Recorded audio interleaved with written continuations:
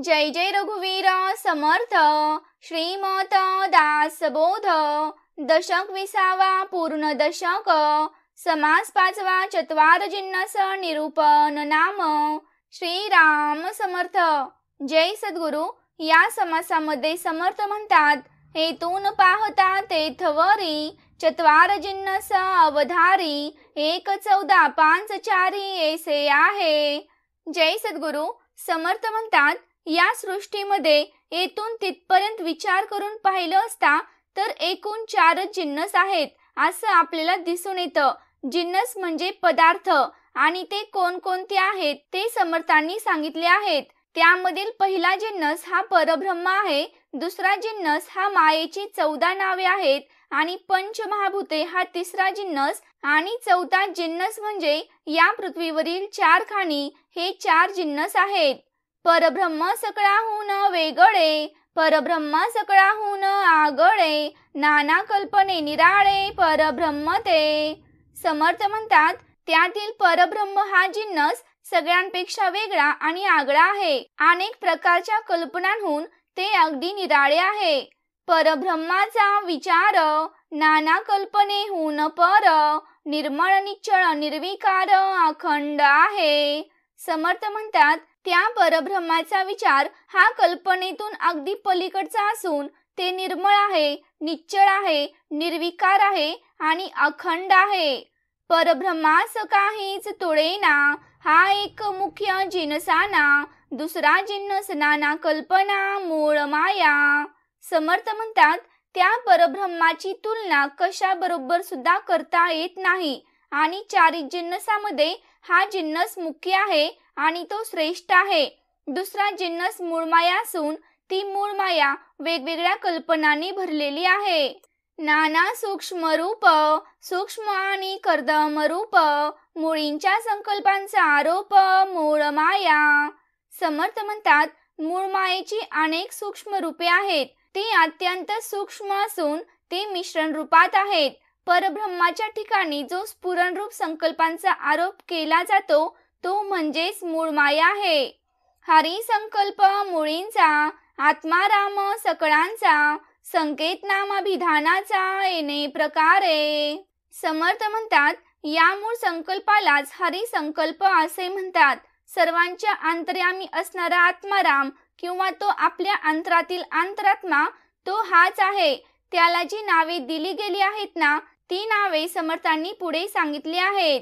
निश्चळी चंचळ चेतले, म्हणून चैतन्य बोलिले, गुण सामानत्वे झाले गुण साम्य ऐसे।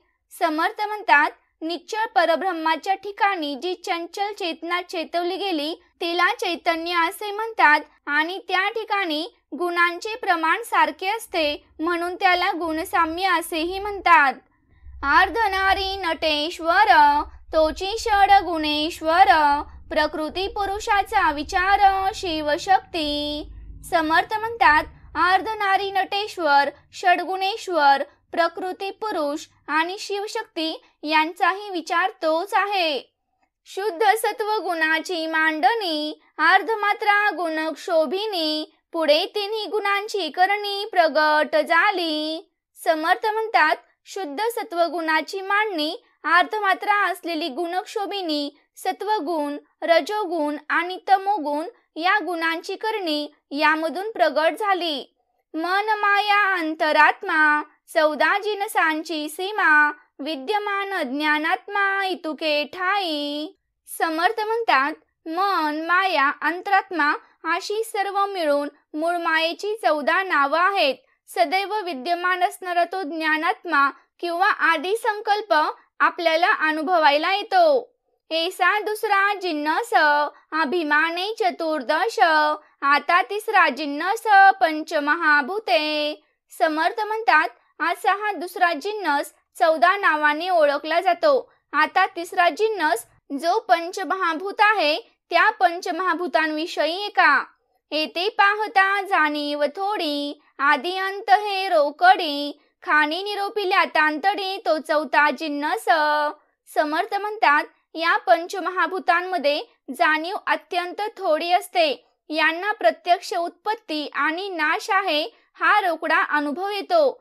चारी खाणींचे जे पूर्वी वर्णन केले आहे त्या चारी खाणी हा चौथा जिन्नस आहे.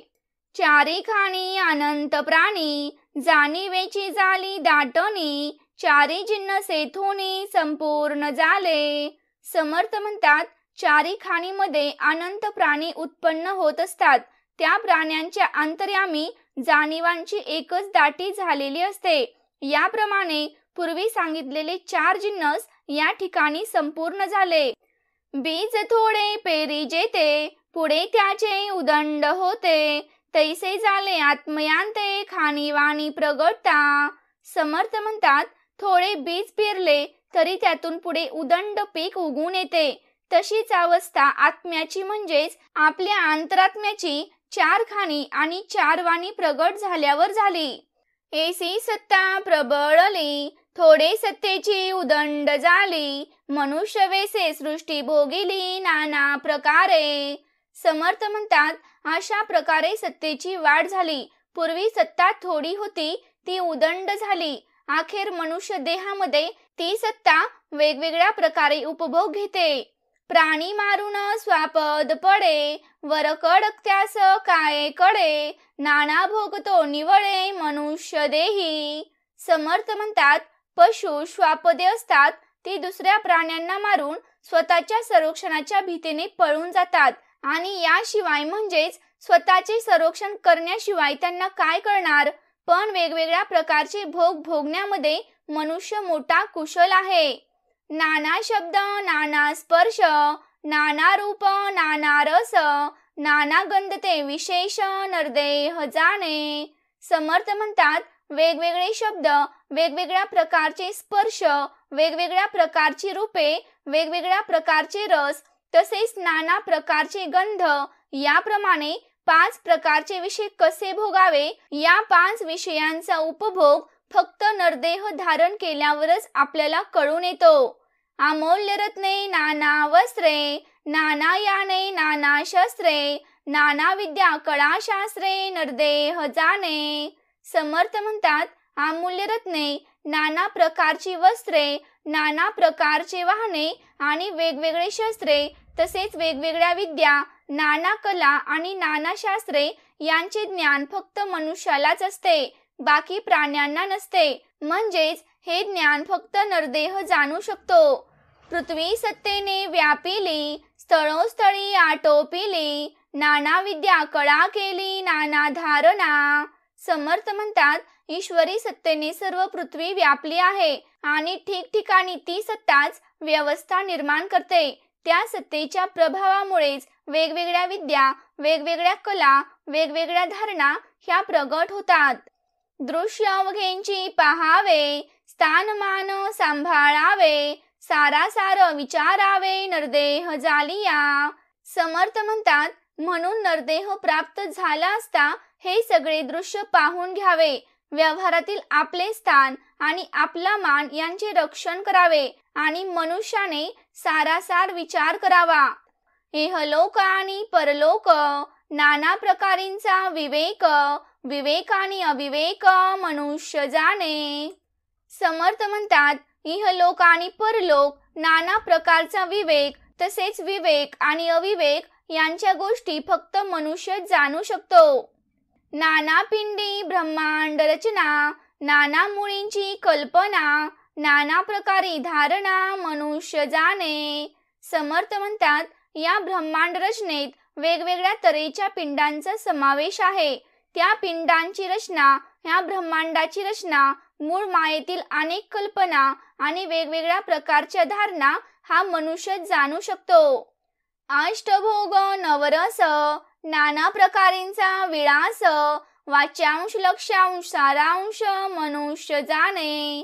समर्थ म्हणतात 5 विषय आणि त्रिगुण मिळून हे अष्टभोग किंवा अन्न उदक तांबूल पुष्प चंदन वसन शय्या आणि अलंकार हे 8 भोग तसेच 9 प्रकारच्या कडू आम्ल आणि चवी किंवा शृंगार वीर करुण रौद्र बिभत्स भयानक अद्भुत हास्य आणि शांत हे साहित्यातील 9 रस आणि अनेक प्रकारचे विलास आणि वाच्यांश लक्ष्यांश आणि सारांश या सर्व गोष्टी मनुष्य जाणतो. मनुष्य सकळांस आळिले, त्या मनुष्यास देवे पाळिले, ऐसे हे अवघे कळले नरदेह योगे. समर्थ म्हणतात, मनुष्याने सर्वांना आपल्या ताब्यात ठेवला आहे, पण या मनुष्याचे देव पालन पोषण करतो, पण हे सर्व काही नरदेहातच कळते. नरदेह परम दुर्लभ, येणे घडे अलभ्य लाभ, दुर्लभ ते सुलभ होत आहे. समर्थ म्हणतात की आपला हा नरदेह हा अत्यंत दुर्लभ आहे. त्याच्या योगामुळेच अलभ्य लाभ घडून येतो. जी गोष्ट दुर्लभ असते ती सुलभ होऊन जाते. बरकड देहे हे काबाड, नरदेह मोठे घबाड, परंतु पाहिजे जाड विवेक रचना. समर्थ म्हणतात, इतर देह हे काबाड आहेत, तर नरदेह हे फार मोठे घबाड आहे, परंतु त्याचा फायदा होण्यासाठी अतिशय मोठ्या विवेकाची आवश्यकता आहे. येथे जेने आळस केला, तो सर्वस्वे बुडाला, देव नाही ओळखीला विवेक बळे. समर्थ म्हणतात, हा नरदेह प्राप्त झाला असताना सुद्धा जो आळसामध्ये आयुष्य घालवतो तो माणूस सर्वस्वी बुडून जातो, कारण त्याने विवेकाच्या बळावर परमात्म्याची प्राप्ती करून घेतलेलीच नसते. नर तोची नारायण, जरी प्रत्यये करी श्रवण, मननशील अंतकरण सर्व काळ. समर्थ म्हणतात, जो मनुष्य निरंतर मननशील असतो आणि अंतकरणाने श्रवण करून अध्यात्माचा साक्षात अनुभव घेतो ना, तो नरदेह नराचा नारायण बनतो. जेने स्वयंची पोहावे, त्यास कासेस न लगे लागावे, स्वतंत्रपणे शोधावे सकळ काही.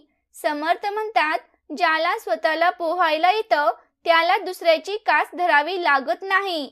म्हणून जो मननशील असेल त्याने स्वतः स्वतंत्रपणे सर्व गोष्टींचा शोध घ्यावा. सकळ शोधून राहिला, संदेह कैसा तयाला, पुढे विचार कैसा झाला त्याचा तोची जाणे. समर्थ म्हणतात, अशा रीतीने जो सर्व गोष्टींचा स्वतंत्रपणे शोध घेतो त्याला स्वानुभवामुळे कुठलाही संदेह उरत नाही, आणि अशा रीतीने संदेह रहित झाल्यानंतर त्या मनुष्याची पुढे काय स्थिती होते ती ज्याची तो जाणतो. थोडक्यात या समासामध्ये समर्थ म्हणतात की या जगामध्ये वेगवेगळ्या प्रकारचे प्राणी आहेत. या सर्व प्राणीमात्रामध्ये माणसाच्या विशिष्ट आणि अपूर्व देहामुळे तो अनेक पराक्रम करू शकला आहे, आणि म्हणूनच श्री समर्थ या देहाला मोठे घबाड असे म्हणतात. माणसाला विवेक करण्याची शक्ती आहे.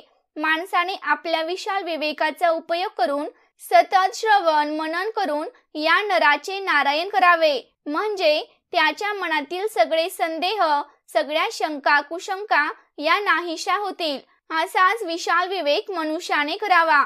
या विश्वाचा शांतपणे विचार केल्यास त्यात फक्त 4च गट आढळून येतात, आणि ते 4 गट म्हणजे परब्रह्मा, मूळ माया, पंचभूते आणि 4 खाणी हे 4 गट आहेत. या 4 गटात असलेल्या विश्वरचनेवर रात्रदिवस मनन करावे, म्हणजेच आपल्याला स्वरूप दर्शन घडते. या विश्वरचनेत येथून तिथपर्यंत फक्त 4च जिन्नस असून त्यापैकी प्रत्येक जिन्नसामध्ये 1, 14, 5 आणि 4 गोष्टींचा समावेश होतो. पहिले परब्रह्म आणि इतर 3 जिन्नस अगदी आगळे वेगळे आहेत. ते परब्रह्म मानवी कल्पनांहून अगदी भिन्न असे आहेत.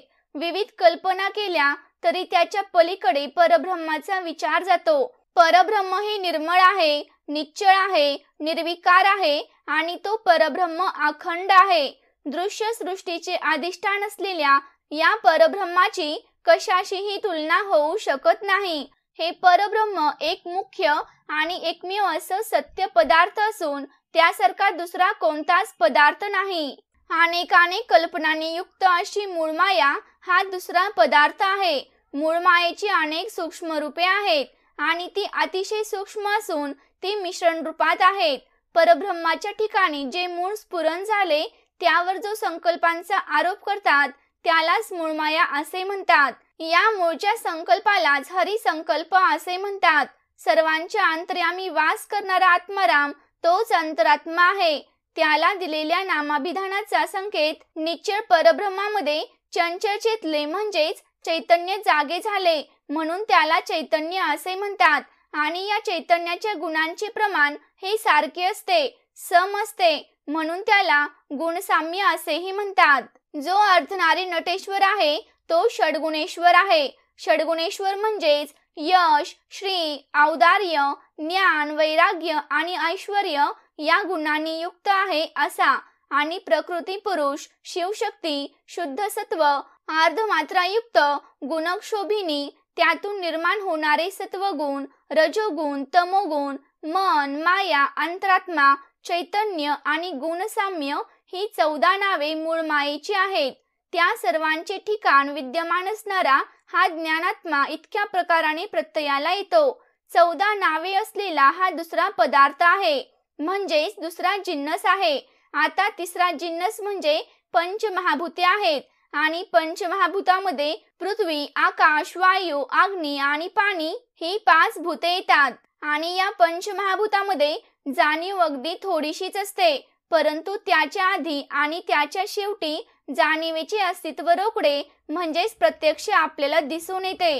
आधी मूळ मायेत जाणीव असते आणि मग 4 खाणीत शुद्ध जाणीव असते. म्हणून पंचभूतांच्या आधी अंती जाणीव असते असं या ठिकाणी समर्थांनी म्हणले आहे. 4 खाणी ज्या सांगितल्या तो 4था पदार्थ आहे. 4 खाणीमध्ये अनंत प्राणी आहेत आणि त्या प्राण्यांच्या अंतर्यामी जाणीवेची जणू दाटी झाली आहे, म्हणजेच यांच्या ठिकाणी तीव्रतेने जाणीव आढळते. आणि याचप्रमाणे विश्वरचनेचे 4 पदार्थ येथे संपूर्ण झाले. आपण थोडे बीज पेरतो, पुढे त्यापासून आपल्याला उदंड धान्य मिळते. खाणीवाणीतून प्रगट होताना आपल्या अंतरात्म्याचे सुद्धा तसंच होते. अशा रीतीने चैतन्य सत्ता ही प्रबळ झाली आहे. मूळच्या थोड्या सत्तेचा उदंड विस्तार झाला आणि शेवटी अखेरीला मनुष्य देहामध्ये ती सत्ता सृष्टीच्या अनेक प्रकाराने भोग घेते. एखाद्या हिंस्र पक्षी दुसऱ्या प्राण्याला मारून त्याला घेऊन पळून जातो. यापेक्षा त्या प्राण्याला जास्त काही कळत नसतं, पण मनुष्य देह मात्र अनेक प्रकारचे भोग भोगत असतो. अनेकानेक शब्द, अनेकानेक स्पर्श, अनेक सुंदर रूपे, अनेक प्रकारचे रस, अनेक प्रकारचे गंध यांविषयी विशेष भोग तो नरदेह जाणत असतो. अनमोल रत्ने, उंची वस्त्रे, अनेक प्रकारची वाहने, अनेक प्रकारची शस्त्रे, विविध प्रकारच्या विद्या, कला आणि शास्त्रे हा मानवी म्हणजेच नरदेह जाणत असतो. त्या ईश्वरी सत्तेने ही पृथ्वी व्यापलेली आहे आणि ठिकठिकाणी त्या ईश्वरी सत्तेचेच नियंत्रण असते. त्या सत्तेच्या नियंत्रणाखाली वेगवेगळ्या विद्या, वेगवेगळ्या कला आणि मतमतांतरे, धारणा ह्या व्यक्त होत असतात. नरदेह प्राप्त झाल्यावर ही दृश्य सृष्टी नीटपणे पारखून घ्यावी. त्या व्यवहारातील आपले स्थान आणि आपली मर्यादा यांना सांभाळून राहावे आणि सारासार विचार करावा. इहलोक आणि परलोक किंवा प्रपंच आणि परमार्थ या विषयीच्या संकल्पना आणि व्यावहारिक, नैतिक आणि आध्यात्मिक विवेक, अविवेक याचा विचार केवळ माणूसच करू शकतो. इतर प्राणीमात्रांच्या ठिकाणी असला विवेक असत नाही. अनेक प्रकारच्या पिंडांची रचना, ब्रह्मांड रचना, विविध प्रकारच्या मूलभूत यांसारख्या कल्पना फक्त मानवी बुद्धीच धारण करून ते सर्व जाणू शकते. सुगंधादी अष्टभोग म्हणजेच अन्न, उदक, तांबूल, पुष्प, चंदन, वसन, शय्या आणि अलंकार हे 8 भोग आहेत. नवरस आणि विविध प्रकारचे विलास, वाच्यांश, लक्षांश आणि सारांश या साऱ्या गोष्टी फक्त मनुष्य जाणतो. माणूस इतर जीवसृष्टीवर आणि जगावर आपल्या ताब्यात ठेवतो, पण त्या मनुष्याला सर्व प्रकारे तो अंतरात्मा सांभाळतो, नियंत्रण ठेवतो. असे हे सर्व मानवी शरीरामुळेच कळते. या नरदेहाचा लाभ होणे हे अत्यंत दुर्लभ अशी गोष्ट आहे. त्या नरदेहामुळेच अलभ्य असा मोक्ष सुंदरीचा लाभ होतो. तो लाभ जरी फार दुर्लभ असला तरी या नरदेहात तो सहज साध्य आहे. नरदेहाशिवाय इतर देह हे अतिसामान्य आहेत. जास्त करून ते काबाड कष्टाच्या भोगासाठीच आहेत. नरदेह मात्र मोठं घबाड आहे, परंतु त्याचा संपूर्ण फायदा होण्यासाठी नित्यानित्यादी विवेकाचा सतत पाठपुरावा केला पाहिजे. नरदेह मिळून सुद्धा जो आळशीपणाने वागतो तो सर्व बाजूंनी बुडतो असंच म्हणावं लागतं. तो मनुष्य विवेक विचाराने तो आत्मस्वरूपाला ओळखत नाही, त्यामुळे त्या मनुष्याचेच नुकसान होते. ज्याचे अंतःकरण सदा सर्वदा निरंतरपणे मननशील असते आणि जो श्रवण केलेल्याचा प्रत्यक्ष अनुभव घेतो, तो देहाने माणूस असला तरी तो नारायण स्वरूपच असतो. ज्याला स्वतःला पोहायला येते त्याला दुसऱ्याची मदत घ्यावी लागत नाही. अगदी त्याचप्रमाणे जो मननशील आहे त्याने स्वतंत्रपणे सर्व काही शोधून घ्यावे. अशा पद्धतीने सर्व विश्वाचा जो शोध घेतो त्याला कोणतेही संदेह राहत नाहीत. त्याच्या मनामध्ये कोणती शंका कुशंका राहत नाही. असा अभ्यास करणाऱ्या साधकाला संशय कसा उरेल? अशा पद्धतीने संपूर्ण संदेहरहित झाल्यावर पुढे विचार कसा झाला हे त्याचा तो जाणू शकतो. इति श्री दासबोधे गुरु शिष्य संवादे चत्वार जिन्नस नाम समास पाचवा. जय जय रघुवीर समर्थ.